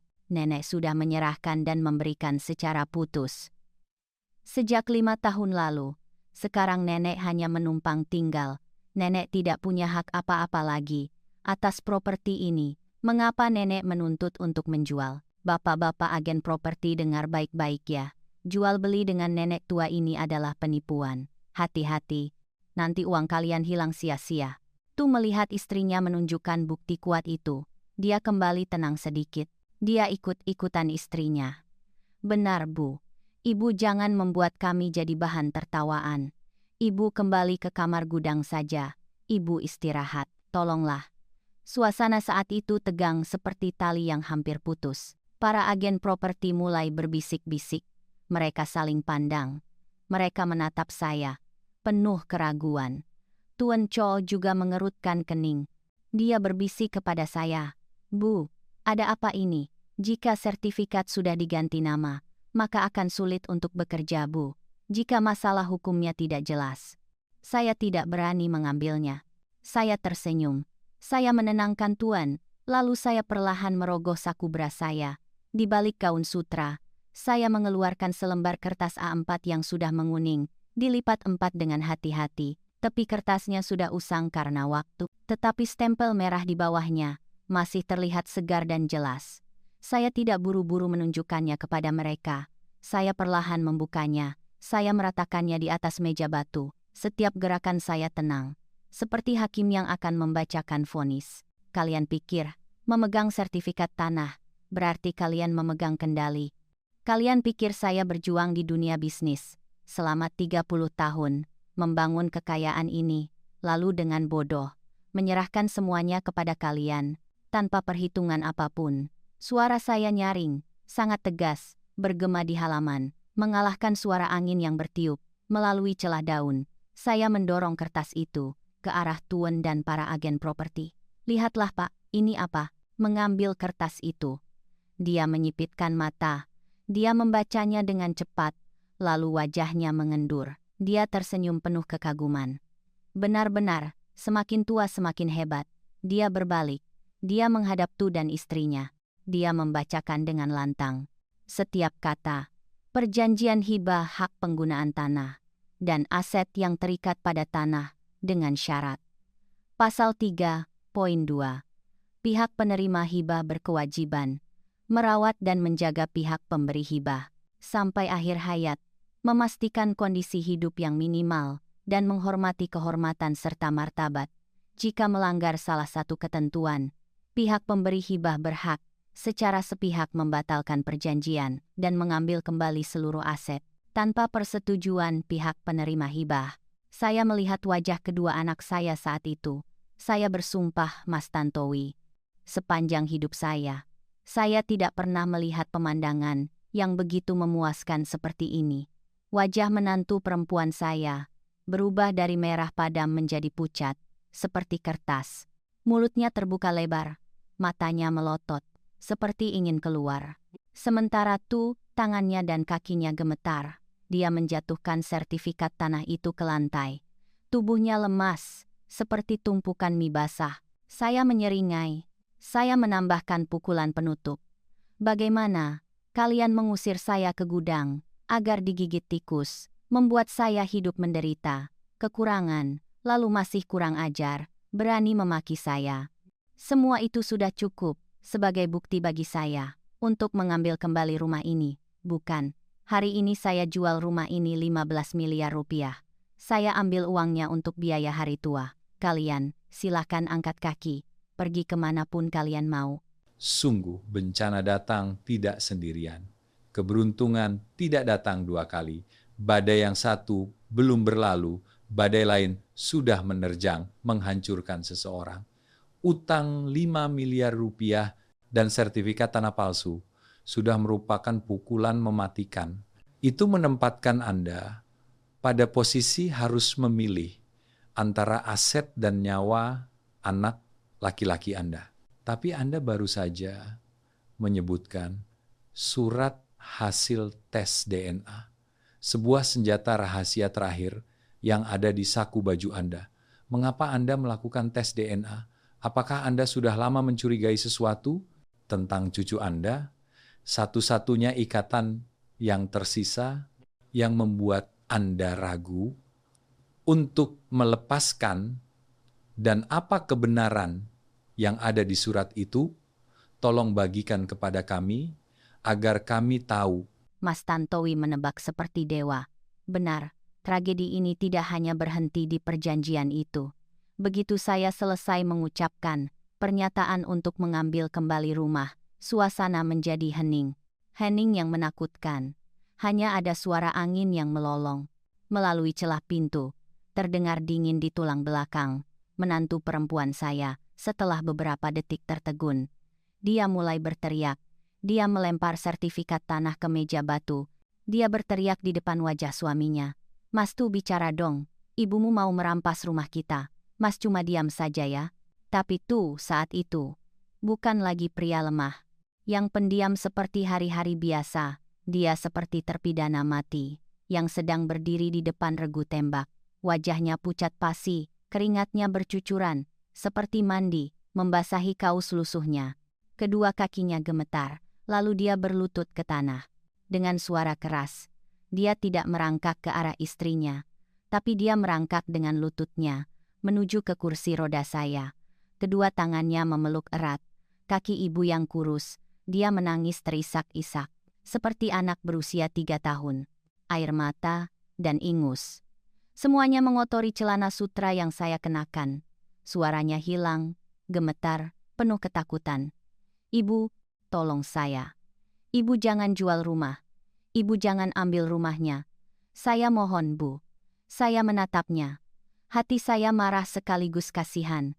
Saya menendang kakinya dengan lembut, memberi isyarat agar dia berdiri. Kalau ada masalah, berdiri dan bicara. Dasar laki-laki. Jangan terlalu pengecut. Jika kehilangan rumah, pergi saja ke jalanan. Kamu punya tangan dan kaki. Cari pekerjaan sendiri. Tapi dia tidak mau berdiri. Dia semakin erat memeluk kaki saya.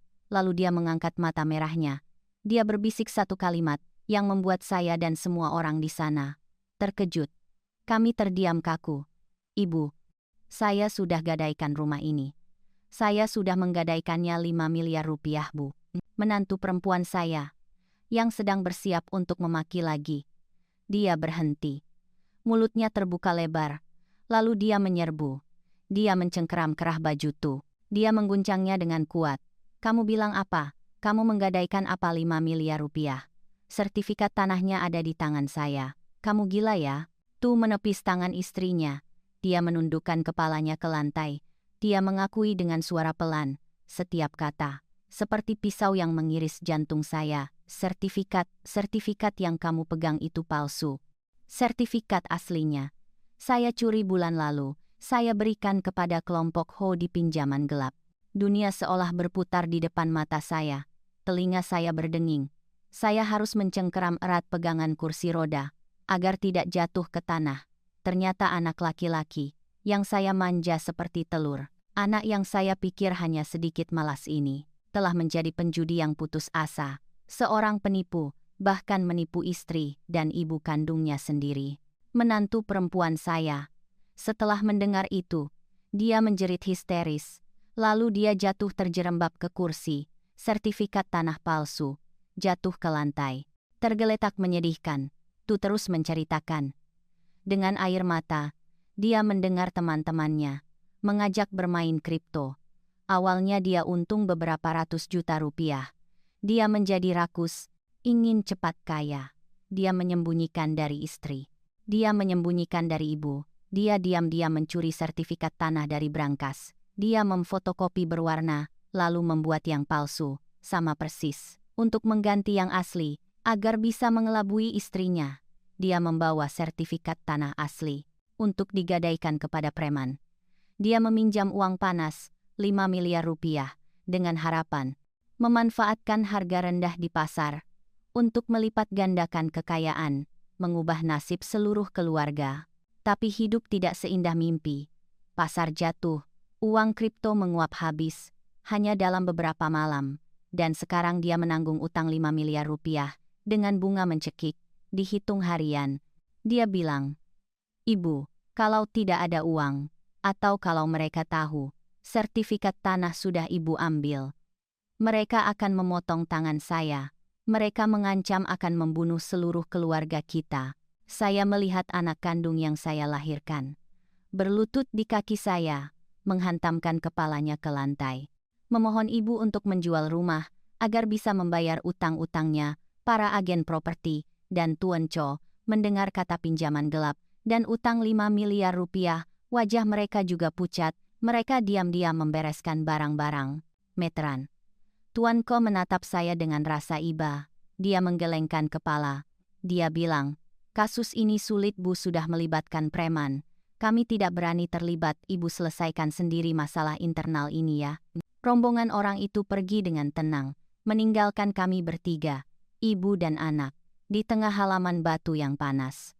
Menghadapi kenyataan yang telanjang dan kejam, saya jatuh ke dalam posisi dilema, sebuah jebakan maut, tanpa jalan keluar, Mas Tantowi. Jika saya menggunakan surat perjanjian hibah bersyarat itu untuk mengambil kembali rumah, secara hukum, para preman tidak bisa menyita rumah ini, karena Tu bukan lagi pemilik sah. Tapi mereka adalah gangster. Mereka tidak butuh alasan. Mereka hanya perlu tahu, Tu telah menipu mereka, Dia menggadaikan aset yang bukan miliknya. Saat itu mereka akan melampiaskan kemarahan ke kepala Tu, dan mungkin juga ke nyawa tua saya ini. Dan jika saya setuju menjual rumah untuk membayar utangnya, maka saya akan kehilangan segalanya, kehilangan seluruh kekayaan seumur hidup, kembali ke titik nol yang sempurna, pada usia yang sudah mendekati ajal ini, dan yang lebih penting, menyelamatkannya kali ini. Apakah akan ada kali berikutnya? Apakah dia akan berubah, mencari pekerjaan yang layak, atau dia akan kembali ke kebiasaan lama, menjual sisa tubuh ibu tua untuk berjudi lagi? Tangan saya menyentuh saku bra. Rasa sakit terakhir. Saya melihat ke arah menantu perempuan saya. Dia sedang menangis terseduh-seduh, tapi bukan menangisi suaminya, melainkan menangisi kehilangan harta. Ya Tuhan, 5 miliar rupiah habis begitu saja. Kita harus tinggal di bawah jembatan. Dalam saat keputusasaan, saat jalan buntu itu, tangan saya menyentuh saku bra, di mana masih ada satu lembar kertas lagi yang belum saya tunjukkan. Itu adalah surat hasil tes DNA yang baru saya terima pagi ini dari kantor pos. Tepat sebelum saya sampai di rumah, satu kebenaran lagi, satu kejutan terakhir yang mungkin akan menghancurkan sepenuhnya keluarga yang sudah compang-camping ini. Tapi saya tidak bisa menyembunyikannya lagi. Sungguh, saya tidak tahu harus menggunakan kata-kata apa untuk menggambarkan betapa kejamnya situasi ini. Pada saat yang sama, Anda harus menanggung 2 pukulan besar. Anak laki-laki Anda berutang kepada preman, dan cucu Anda. Penghiburan di masa tua ternyata adalah darah orang lain. Villa 15 miliar rupiah. Kini bukan lagi rumah, melainkan seperti kuburan yang mengubur kebahagiaan seluruh keluarga Anda. Di tengah kekacauan pengkhianatan dan kepalsuan itu, ketika surat hasil tes DNA tergeletak di tanah, bagaimana suasana dalam keluarga Anda saat itu? Dan yang lebih penting, waktu tidak menunggu siapapun. Batas waktu pembayaran utang 5 miliar rupiah kepada pinjaman gelap semakin dekat. Bagaimana tekanan itu memengaruhi itu?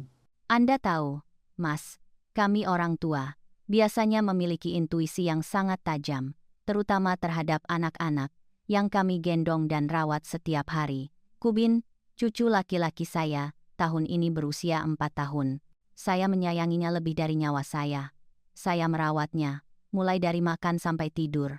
Tapi semakin besar, semakin saya melihat, dia tidak punya kemiripan sedikit pun dengan Tu atau dengan keluarga ayah saya. Tu memiliki mata sipit, hidungnya datar, seperti saya. Sedangkan Kubin, matanya bulat besar, hidungnya mancung, rambutnya sedikit ikal alami. Tetangga kadang berbisik. Mereka bilang anak itu terlihat aneh, tidak mirip ayahnya sama sekali. Saya selalu menepisnya. Saya memarahi mereka, saya bilang mulut mereka jahat, tapi di dalam hati saya, benih kecurigaan sudah mulai tumbuh sejak lama, terutama menantu perempuan saya. Setiap kali dia melihat saya memeluk anak itu, dan berkata dia sangat mirip neneknya, dia akan terkejut, mengalihkan pembicaraan, atau menunjukkan sikap tidak nyaman. Seminggu yang lalu, saat anak itu terkena demam berdarah, dia harus dirawat di rumah sakit, mengambil sampel darah untuk tes. Saya diam-diam meminta dokter mengambil sampel rambut Tu juga. Ini untuk melakukan tes DNA ayah dan anak. Saya melakukan ini bukan karena ingin membuka aib keluarga, tapi hanya ingin meredakan kecurigaan yang menggerogoti hati saya setiap hari. Dan pagi ini, ketika saya memegang surat hasil tes di tangan, tepat di gerbang kantor pos, dunia seolah runtuh untuk kedua kalinya. Kalimat "tidak memiliki hubungan darah" dicetak tebal dan hitam, seperti vonis hukuman mati untuk ikatan darah yang selalu saya hargai.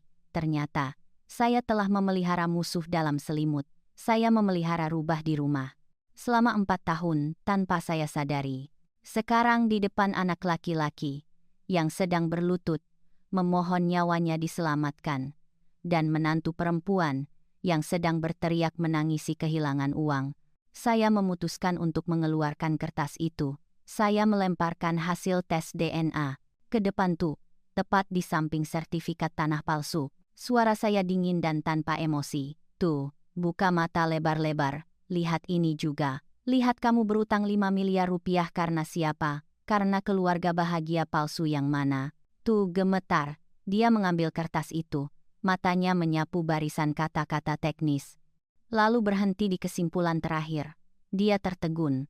Mulutnya terbata-bata. Tidak bisa berkata-kata. Apa ini? Tidak punya hubungan darah. Ibu bercanda ya? Menantu perempuan saya. Melihat suaminya memegang kertas. Dia menerkam, dia merebutnya, dia melihatnya, dan seketika wajahnya pucat pasi. Dia berhenti menangis, tangan dan kakinya canggung. Dia menjatuhkan kertas itu ke lantai lagi. Saya tertawa getir. Saya tidak bercanda. Itu adalah hasil tes DNA antara kamu dan Kubin. Kamu lihat, kamu mengorbankan segalanya. Kamu menggadaikan sertifikat tanah. Kamu menipu ibu tua untuk memenuhi kebutuhan istri dan anak. Tapi pada akhirnya, istrimu selingkuh di belakangmu. Sejak kapan? Dan kamu merawat anak orang lain selama 4 tahun nak. Tuh berbalik. Dia menatap istrinya. Tatapan matanya berubah dari memohon menjadi terkejut. Lalu gila. Dia berteriak seperti binatang yang terluka. Lan, ini bagaimana? Kubin bukan anakku. Kamu menipu saya. Istrinya saat ini tahu. Dia tidak bisa menyangkal lagi. Dia mundur ke belakang. Dia tergagap. Mas, dengarkan penjelasan saya. Saat itu saya terlalu mabuk. Saya tidak sengaja. Tapi saya mencintai Mas itu sungguh-sungguh. Brak! Sebuah tamparan keras. Seperti sambaran petir dari tuh. Mendarat di pipi menantu perempuan saya. Itu membuatnya jatuh terjerembab.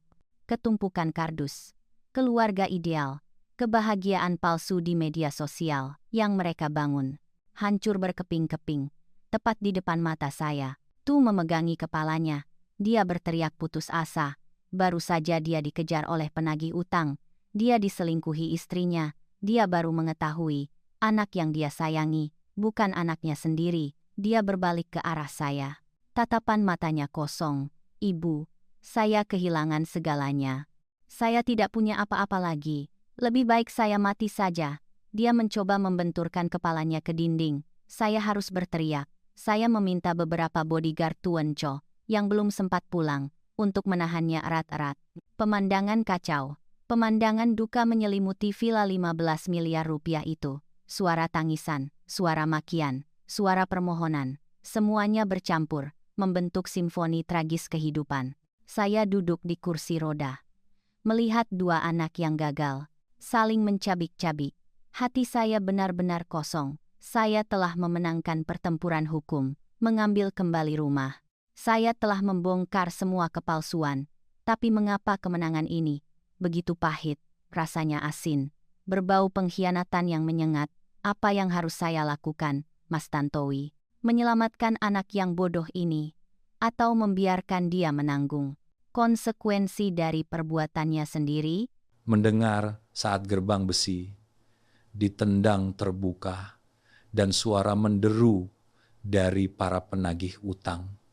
Jujur, jantung saya juga berdebar kencang, seperti ingin keluar dari dada, tapi saya yakin bagi seorang wanita baja yang telah melalui begitu banyak badai bisnis seperti Anda, ketakutan akan kekerasan fisik bukanlah hal yang paling mengerikan.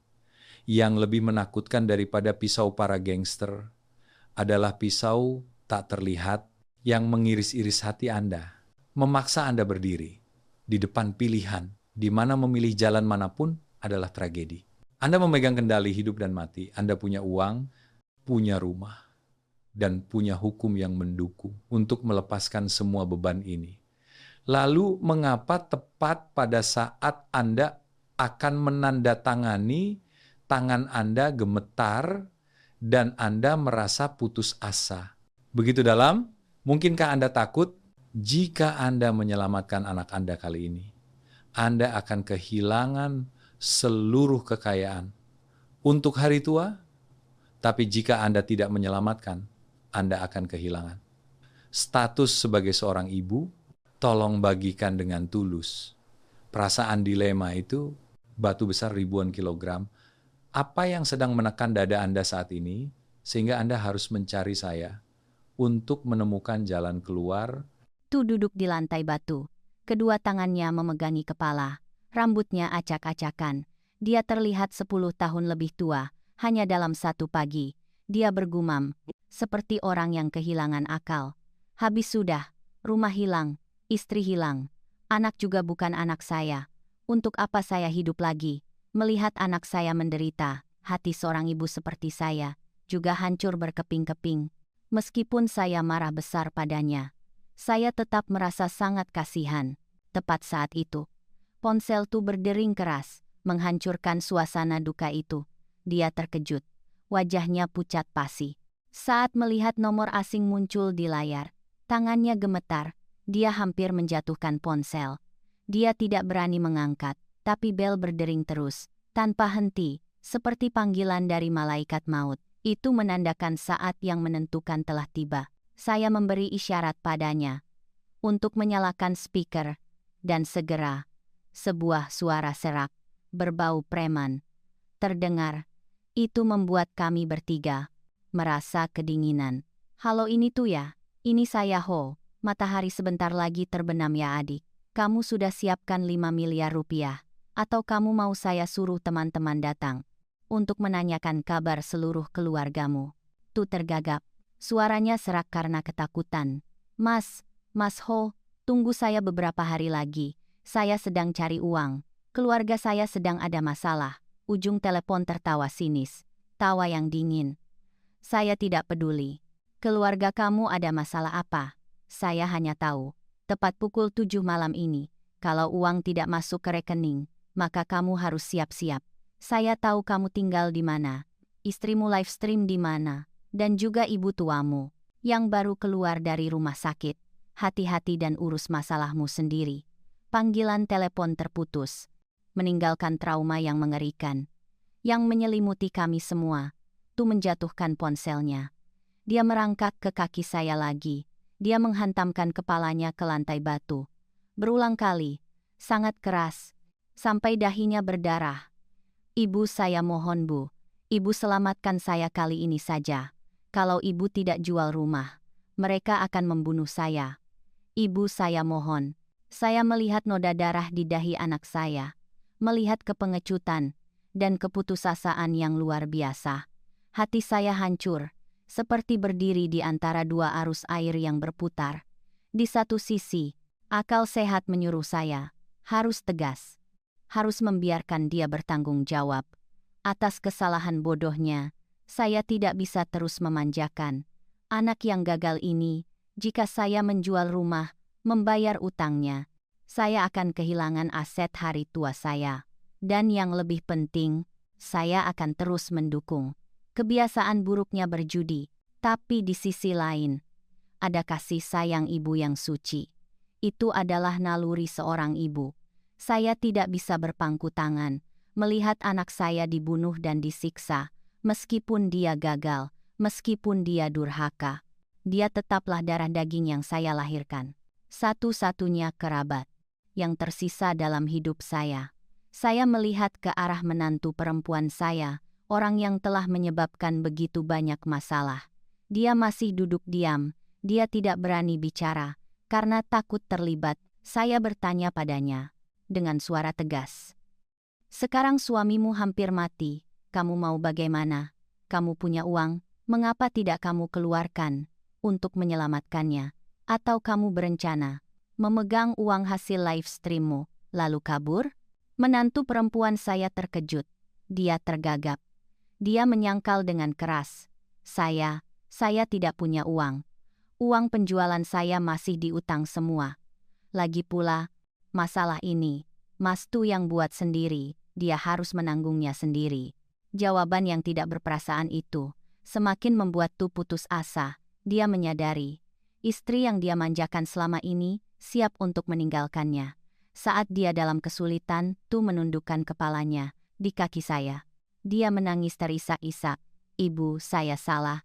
Mata saya sudah terbuka sekarang, hanya ibu yang menyayangi saya. Langit mulai gelap. Sinar matahari terakhir meredap di balik pepohonan. Kegelapan perlahan menelan villa yang megah ini. Waktu terus berlari. Setiap detik yang berlalu adalah satu langkah malaikat maut. Mendekat, saya duduk di kursi roda. Tangan saya menggenggam erat surat perjanjian hibah. Kertas tipis itu kini memegang nasib seluruh keluarga saya. Saya memejamkan mata. Kepala saya pusing. Tekanan darah saya mulai naik. Itu membuat saya pusing dan mual. Saya menarik napas dalam-dalam. Saya berusaha menenangkan diri untuk mengambil sebuah keputusan. Sebuah keputusan yang bisa mengubah hidup kami bertiga selamanya. Setelah momen kebenaran terungkap itu, suasana di halaman rumah saya menjadi sangat suram. Hanya ada suara angin melolong dan isak tangis tuh. Menantu perempuan saya, setelah wajah aslinya terbongkar, dia tidak lagi mempertahankan sikap sombong dan angkuh. Seperti saat live stream, dia duduk meringkuk di sudut, seperti kucing basah. Dia tahu, sekarang dia telah kehilangan semua sandaran. Tidak punya status, tidak punya kekuasaan di rumah. Bahkan suami yang paling lemah pun, sekarang menatapnya dengan tatapan penuh kebencian. Saya melihat jam. Sudah pukul 5 sore. Hanya tersisa 2 jam lagi. Sampai batas waktu. Saya tahu saya tidak bisa menunda lagi. Saya memanggil Tuan Ko. Dia masih menunggu di luar gerbang. Saya memintanya masuk sebentar. Tuan masuk. Dia melihat pemandangan menyedihkan di halaman. Dia menggelengkan kepala, tetapi matanya masih menunjukkan, menunggu keputusan tegas dari saya. Saya melihatnya, lalu saya melihat anak saya, yang sedang berlutut di tanah. Saya berbicara perlahan, suara saya penuh kelelahan, tapi juga tegas. Tuan, telepon lagi tim penilai harga. Siapkan kontrak booking yang sudah Anda siapkan.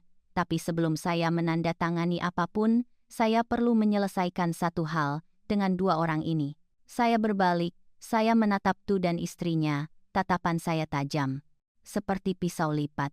Syarat ibu adalah, kamu harus segera bercerai dengan wanita yang tidak bermoral ini, dan usir dia keluar dari rumah sekarang juga. Saya tidak akan menerima seorang menantu perempuan yang selingkuh di belakang suami, merawat anak orang lain, dan kurang ajar pada saya, tinggal di rumah ini, 1 detik pun. Jika kamu bisa melakukannya, saya akan mempertimbangkan, menjual rumah, membayar utangmu, menyelamatkan nyawa pengecutmu. Tapi jika kamu masih mencintai dia, masih membelanya, maka kalian berdua, silakan pergi ke jalanan, saya tidak peduli. Saya akan mempertahankan rumah ini. Saya akan hidup sendirian. Begitu saya selesai berbicara, menantu perempuan saya melompat. Dia menerkam.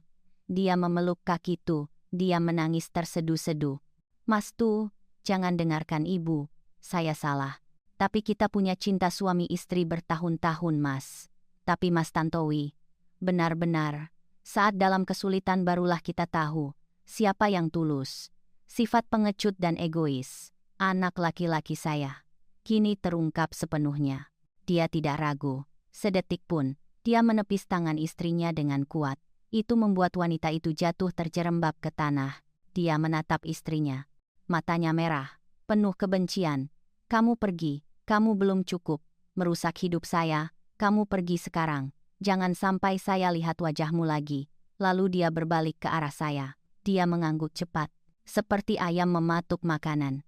Saya setuju, saya akan menceraikannya. Ibu, saya akan mengusir dia sekarang juga. Ibu tolong saya. Ibu jual rumah. Selamatkan saya. Saya melihat pemandangan, anak laki-laki yang siap membuang istrinya. Demi keselamatan dirinya sendiri, saya tidak merasa puas sedikit pun. Saya hanya merasa getir dan meremehkan. Ternyata cinta yang pernah dia bela di depan saya dulu hanya semurah ini. Menantu perempuan saya melihat suaminya tidak berperasaan seperti itu. Dia tahu harapan sudah hilang. Dia berdiri dengan susah payah. Dia menyeka air mata. Tatapan matanya berubah dari memohon menjadi kebencian yang luar biasa. Dia menunjuk ke wajah saya dan anak saya. Dia berteriak setiap kata. Bagus. Keluarga ini benar-benar tidak tahu terima kasih. Ibu dan anak, silakan saling peluk. Sampai kalian mati, saya pergi. Saya tidak butuh rumah bobrok ini lagi. Setelah berkata begitu, dia berlari masuk ke rumah. Dia mengumpulkan beberapa tas tangan bermerek, beberapa perhiasan mahal. Lalu dia bergegas keluar gerbang, seperti orang gila. Dia tidak peduli melihat anak itu, atau lebih tepatnya, cucu tiri itu, yang sedang berdiri bingung di dalam rumah. Bayangannya menghilang di balik gerbang besi, membawa semua kepalsuan dan kemewahan yang telah menghantui rumah ini selama beberapa tahun terakhir. Halaman rumah kini hanya tersisa saya, anak laki-laki yang tidak berguna itu, dan tumpukan utang yang membebani. Saya berbalik ke arah Tuan Ko. Dia dari tadi berdiri diam, dia menyaksikan drama keluarga yang hancur ini. Saya mengangguk pelan. Tuan, siapkan prosedurnya. Saya setuju menjual. Menghela napas. Dia mengeluarkan satu salinan kontrak booking yang sudah disiapkan. Dia meletakkannya di atas meja batu yang dingin di tengah halaman. Langit sudah benar-benar gelap, cahaya lampu jalan yang kekuningan menerangi halaman, memperlihatkan barisan kata-kata. Perjanjian menjual rumah, sementara hati saya sakit, seperti diiris-iris.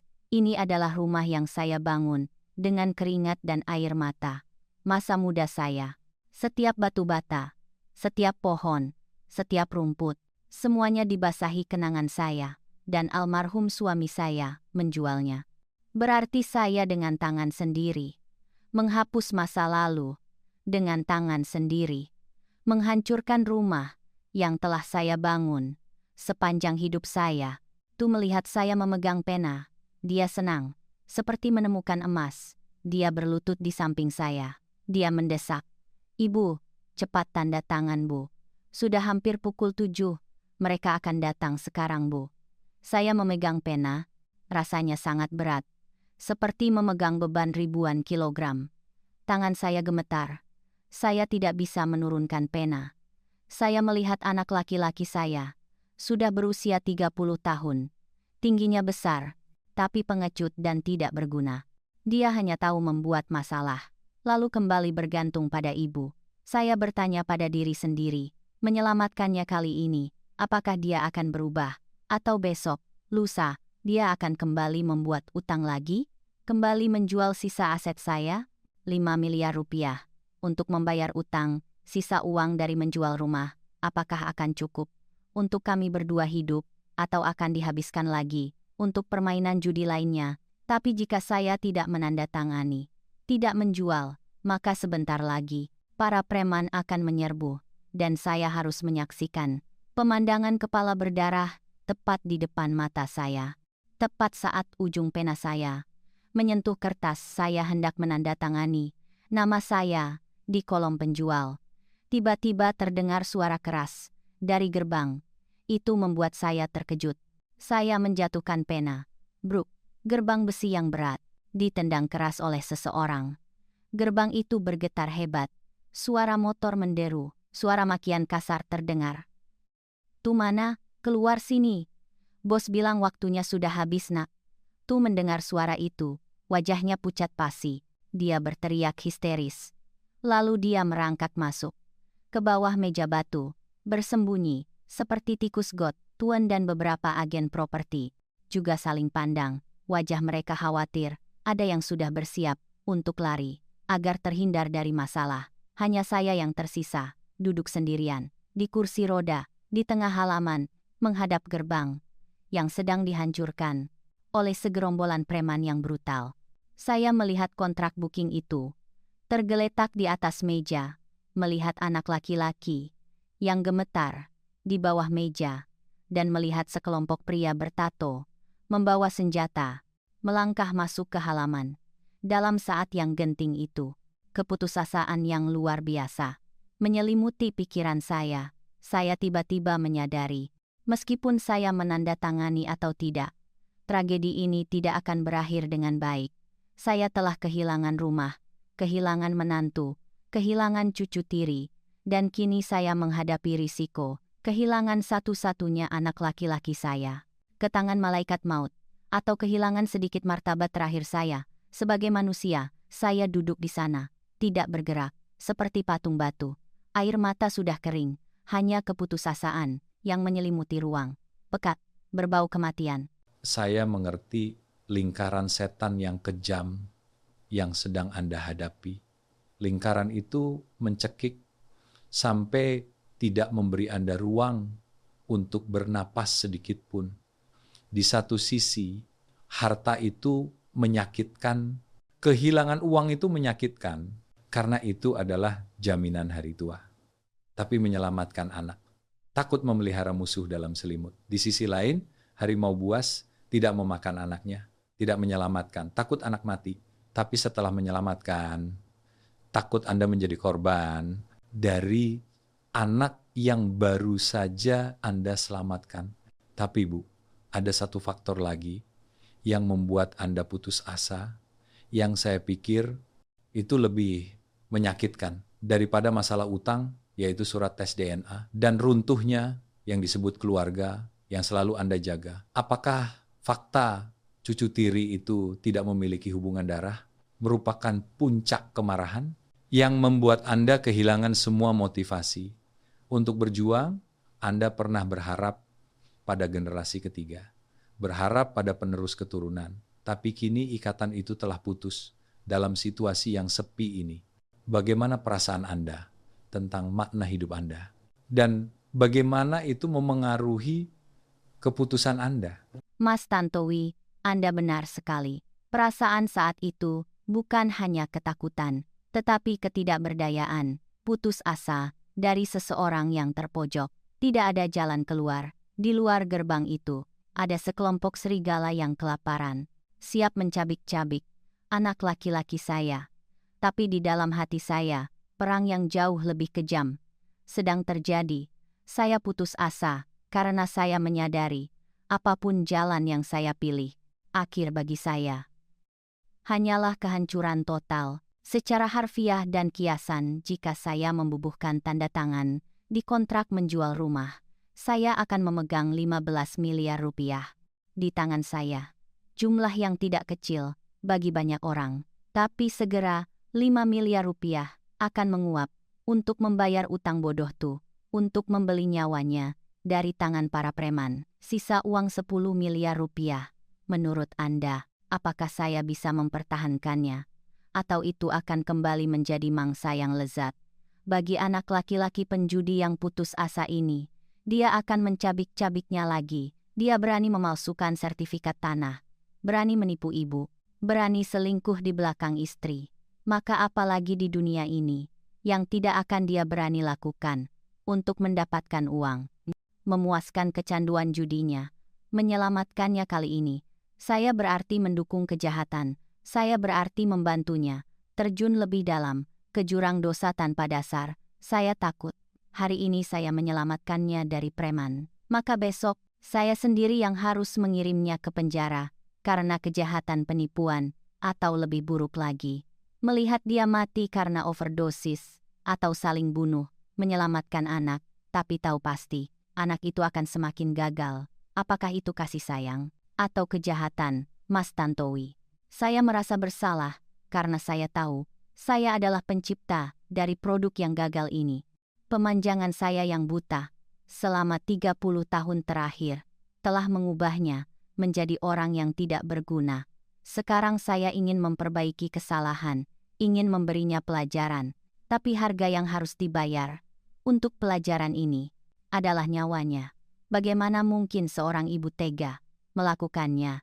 Dan jika saya tidak menandatangani, saya bertekad mempertahankan rumah, mempertahankan keringat dan air mata seumur hidup saya, maka saya harus menghadapi pemandangan mengerikan tepat di depan mata. Para penagih utang itu bukan malaikat. Mereka memberi pinjaman dengan bunga tinggi. Mereka siap menggunakan hukum rimba untuk menagih utang. Tu telah menipu mereka dengan sertifikat tanah palsu. Kejahatan ini dalam dunia preman adalah kejahatan yang setimpal dengan mati. Mereka tidak akan memaafkannya. Bagaimana mungkin saya bisa hidup tenang di villa yang besar ini? Jika setiap malam saya memejamkan mata, saya melihat bayangan anak laki-laki saya berlutut memohon dan berlumuran darah. Saat itu saya akan menjadi pemenang dalam hal aset, tapi saya akan menjadi pecundang yang paling tragis. Dalam hal hati nurani, orang akan melihat dan menghakimi saya. Sebagai ibu yang berdarah dingin, lebih mementingkan uang daripada nyawa anak kandungnya, dan saya sendiri tidak akan pernah memaafkan diri sendiri. Penyesalan akan menggerogoti saya sampai saya mati perlahan, mati kelelahan, dalam kesendirian. Kekosongan dalam jiwa, kehilangan keyakinan pada makna hidup, itu memang racun yang mengerikan. Itu menggerogoti semangat manusia. Anda merasa seperti seorang penanam pohon sepanjang hidup. Sampai hari memetik buah, Anda menemukan pohon itu keropos dan buahnya beracun. Tapi mari kita hadapi kenyataan yang mendesak saat ini. Pintu gerbang hampir hancur. Anda bilang, Anda takut menyelamatkan anak. Anak itu kembali ke kebiasaan lama. Takut tidak menyelamatkan. Anak itu mati. Apakah Anda pernah memikirkan? Opsi ketiga, sebuah opsi di mana Anda bukan penyelamat atau pengabaian, tetapi pencipta kembali ketertiban. Mengapa Anda berpikir Anda hanya punya dua pilihan? Menjual rumah, membayar semua utang, atau mempertahankan rumah, membiarkan anak mati? Apakah ada cara agar Anda bisa mempertahankan inti aset Anda sambil memastikan keselamatan jiwa anak Anda, tapi pada saat yang sama membuat dia harus membayar harga yang pantas atas tindakannya? Apakah keputusasaan Anda berasal dari fakta Anda berusaha menyelesaikan masalah dengan pola pikir lama? Pola pikir seorang ibu yang selalu ingin melindungi dan melakukan segalanya untuk anak? Anda takut karena Anda sendirian menghadapi para gangster dan hukum sebagai pengganti itu. Mengapa Anda tidak membiarkan dia menghadapi sebagian masalahnya sendiri? Kelumpuhan Anda saat ini justru karena Anda menanggung seluruh langit di pundak Anda. Sementara kaki Anda sudah tidak kuat lagi untuk berdiri. Ini Anda menyebut cucu tiri. Hati saya kembali sakit. Itu benar-benar pukulan mematikan yang membuat saya benar-benar kehilangan arah mas. Sebelumnya, meskipun itu gagal, saya masih berpegangan pada harapan Kubin. Saya pikir, saya berkorban untuk masa depan anak saya, masa depan cucu.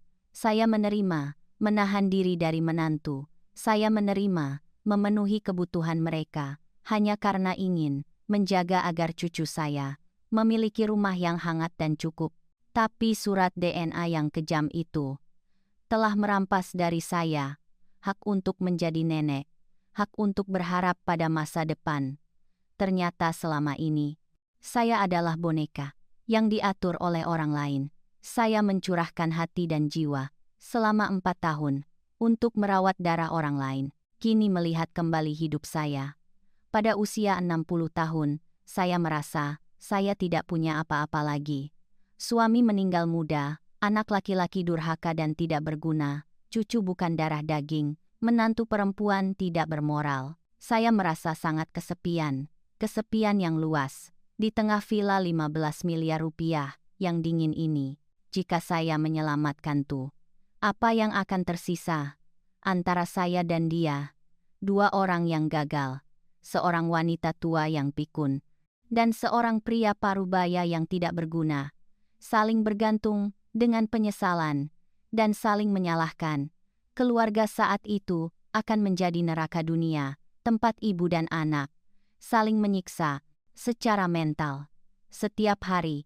Dan jika saya menyerah, membiarkan dia diurus oleh preman, lalu saya menjual rumah, pindah ke tempat lain, atau masuk panti jompo, saat itu saya akan menjadi wanita tua, tanpa kerabat, tidak ada tempat berlindung.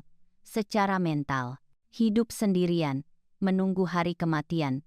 Uang saat itu, apa artinya jika tidak ada lagi orang untuk berbagi, tidak ada lagi orang untuk dikhawatirkan atau disayangi? Keputusasaan terbesar saya adalah runtuhnya keyakinan. Saya tidak lagi percaya pada ikatan keluarga, tidak lagi percaya pada hukum karma, bahwa berbuat baik akan mendapat balasan baik. Saya telah hidup dengan layak, mengorbankan segalanya. Mengapa Tuhan memaksa saya menanggung nasib? Pohon beracun tidak berbuah, wanita kejam tidak punya anak. Dengan cara yang begitu kejam, saya sangat bingung. Saya tidak tahu, saya hidup lagi untuk apa. Dan saya berjuang untuk melindungi aset ini. Untuk siapa? Saya ingin Anda tarik napas dalam-dalam dan tatap mata saya tepat saat ini. Anda harus tenang sekarang juga, jangan biarkan ketakutan dan suara pintu digedor di luar sana membuat kepala Anda yang cerdas itu menjadi tumpul. Para penagih utang berteriak-teriak, mereka sangat agresif, tapi Anda harus ingat satu hal mendasar. Tujuan akhir mereka adalah uang untuk mendapatkan kembali modal, bukan untuk mengambil nyawa orang. Lalu masuk penjara, jika Anda menandatangani surat menjual rumah sekarang, Anda akan kehilangan segalanya. Dan jatuh tepat ke dalam jebakan psikologis kepanikan yang sedang mereka pasang. Anda berniat menggunakan seluruh kekayaan seumur hidup Anda untuk menutupi lubang tanpa dasar anak laki-laki Anda yang gagal tanpa jaminan apapun untuk masa depan. Tindakan itu bukan menyelamatkan anak, tetapi Anda sedang bunuh diri secara finansial dan terus mendukung kejahatan yang ada di dalam keluarga Anda sendiri. Anda memegang kartu-kartu yang sangat kuat. Lebih kuat daripada kelompok pedang dan senjata tajam di luar sana. Tapi karena terlalu sayang pada anak dan ketakutan, Anda lupa cara menggunakannya. Saya di sini untuk membantu Anda menyusun kembali kartu-kartu itu, membalikkan keadaan dari pihak yang pasif menjadi orang yang memegang kendali. Dalam permainan ini, kita tidak akan memilih cara menjual rumah, membayar semua utang, atau menyerah, membiarkan anak mati. Kita akan memilih opsi ketiga, menghadapi, bernegosiasi, dan membangun kembali ketertiban. Saya telah merencanakan sebuah rencana tindakan darurat yang terdiri dari 4 langkah spesifik. Kita harus melakukannya sekarang juga. Tidak boleh terlambat. 1 detik pun. Anda bertanya, apakah saya punya opsi ketiga? Jujur pada Anda, saat itu kepala saya pusing sekali, seperti gasing. Suara pintu digedor keras. Itu membuat saya bingung. Saya hanya bisa berpikir, cara yang kuno, punya utang harus dibayar. Dan kalau mau bayar utang, harus jual rumah. Uang dari mana lagi? Saya harus mendapatkannya saat ini. Pola pikir saya masih pola pikir ibu di masa lalu. Melihat anak jatuh, buruan lari, mengangkatnya. Melihat anak lapar, menyuapkan makanan ke mulutnya. Saya belum pernah berani membiarkan dia menanggung hukuman sendiri. Belum pernah berani membiarkan dia benar-benar terluka, agar dia bisa menjadi dewasa.